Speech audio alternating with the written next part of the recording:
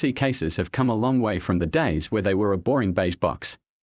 With the introduction of glass panels to the humble computer case, manufacturers have been making more visually attractive internal components and are now a thing of beauty that are worthy to be shown off.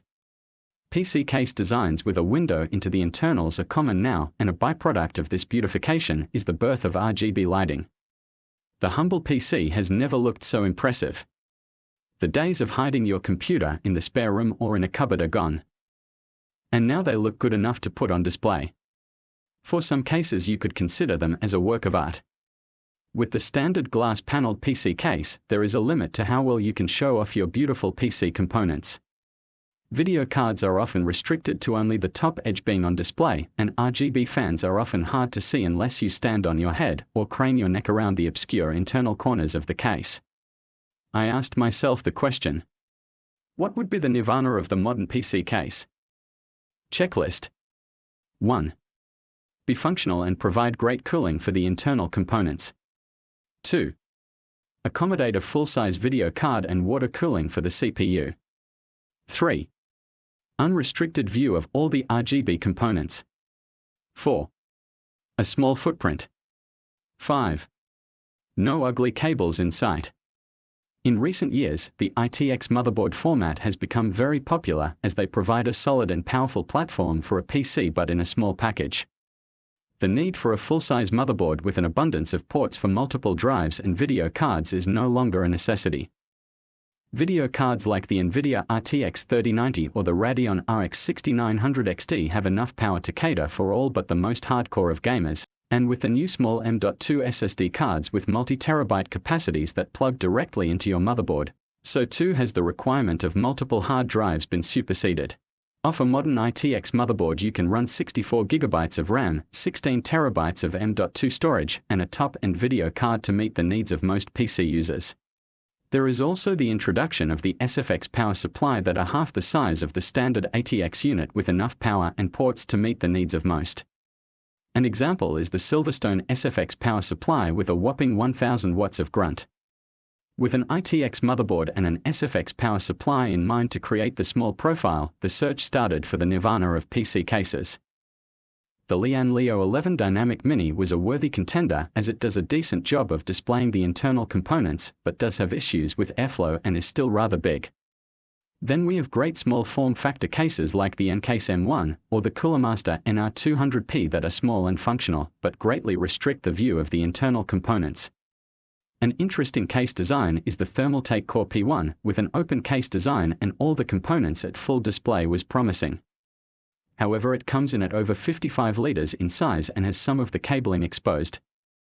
So the search continued. After many months of searching, I could find nothing that hit the sweet spot in PC case design. Then I came across the Wolf Design Vinci XS1 case and my heart skipped a beat. Could it be that my search was over?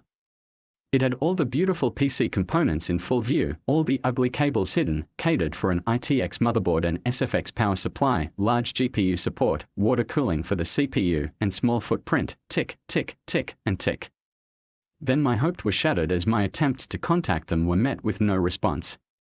It would appear that it is a concept that is yet to get off the ground. There I was, with my dream PC case being nothing but a dream on a website. Then I began to think, what if I made my own computer case? How hard could it be? I went to work on the design in a CAD package to see if it could be done. I had all the PC components in soft form and moved them about to see how it could all go together. Finally, I came up with this, a design very similar to the Wolf Design Vinci XS1 but more specific to my needs and that would cater for the limitations of not owning my own PC case factory. The design came in at 26 liters or 53.5 centimeters long, 36 centimeters high, and 13.5 centimeters wide, half that of the Core P1 and smaller than the NZXT-H200. What needs to be taken into account is that the case includes a cover to hide all of the cables that come from the back of the PC case, unlike standard PC cases. When you take away that section of the case, the volume drops down to 23 liters. That is the equivalent size of the Lian Li TU150 case. Next up was the hardware selection. Motherboard is the Asus B560i, CPU is the Intel Core i7 11700K. 16 GB of the Corsair Vengeance Pro 3200 RAM with great RGB. Video card is the ASUS 3060 Dual Mini. This GPU will give me space to place an extra case fan on the main panel, but is lacking in decent RGB and something requiring better RGB beautification. CPU cooler is the Corsair H100i Elite Capellix, as it is a great AIO and looks good in the process. Power supply will be the Corsair SF600 PSU. Hard drive is the Samsung 970 Pro 256GB M.2 drive. Case fan cooling will be the best fans money can buy, the Noctua NF A12X25 in Chromax Black. I will also replace the Corsair RGB fans on the AIO radiator with the Noctua fans, as the Corsair fans get rather noisy when the rig is under load. To add RGB to the Noctua fans, I will add Fantex RGB Halos fan frames so I get the best of both worlds, performance with great looks. I will also add 120mm dust filters to the Noctua fans as it is an open case and they will collect the dust. Additional RGB beautification. Lianli 24-pin Strimmer Plus RGB cable for the motherboard power cable. 2 Fantex 40cm RGB strips for lighting the rear of the case. 2 10cm RGB strips, one for the lighting the bottom of the GPU and one for power button illumination. To lift the RGB where the GPU is, I will add a Cooler Master RGB GPU support bracket, but to only light the area as the GPU needs no additional support. Finally, I will add a mini touch display to show the system stats for system monitoring. With a series of flat panels that bolted together using brackets from the local hardware store, it could be put together with relative simplicity. The feet would have to be 3D printed, but as they were a simple design, there shouldn't be any issues. Now the next big challenge was to get the flat panel parts made, and much to my surprise, few companies would create a one-off design. Fortunately, I found one company in the US that would. After sending the CAD file to them, I waited in great anticipation for the results to be posted. After many weeks had passed, the package arrived with all my design parts inside. I quickly opened up the box and found everything there and created exactly to the design. The only thing that could go wrong now is any mistakes in the design process. And for that I would only have myself to blame. I assembled the case and to my great relief, it worked.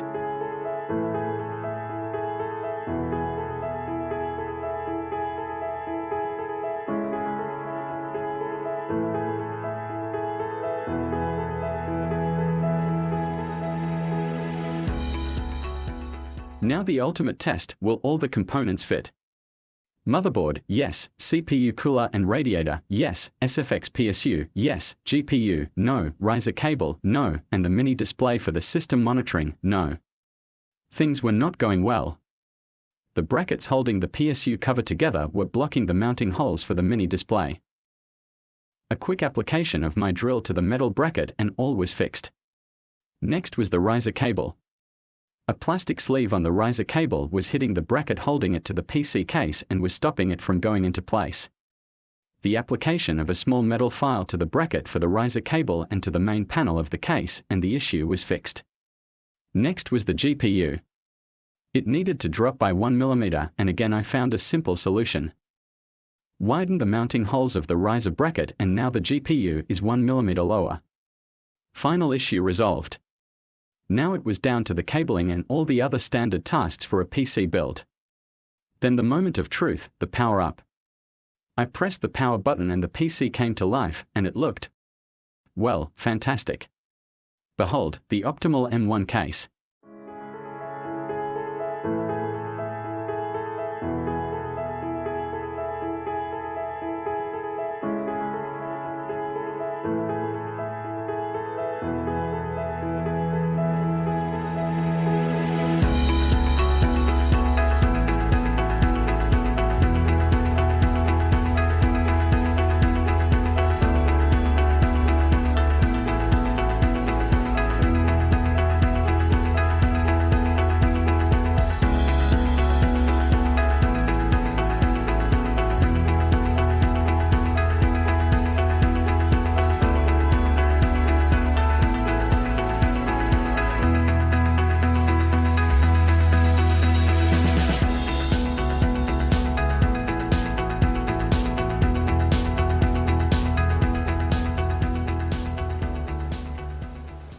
The next question is, how does the system perform in the M1 case?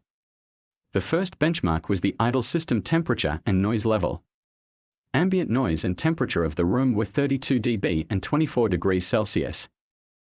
Let's see the system at idle.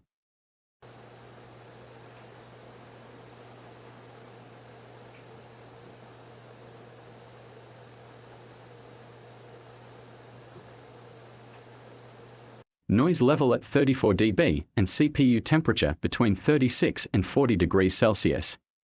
That is just 2 dB above the room noise level and 16 degrees Celsius above ambient. Now to test under load using a CPU benchmark tool.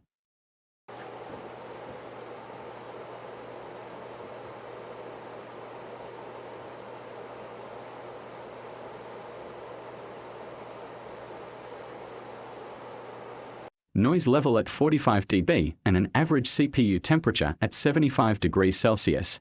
That is still rather quiet for a full load test, and 75 degrees Celsius is well below the danger level of 100 degrees plus. So the case performs very well. Very cool and very quiet. Happy days. The challenge to create my own PC case has been a great success. The looks are fantastic and the performance is just as impressive. If my one-off custom case is any example, then I really do hope that Wolf Design get their project off the ground. I hope you have enjoyed the OptilMal M1 creation journey, and thank you for watching. Let me know what you think in the comments below. See you next time.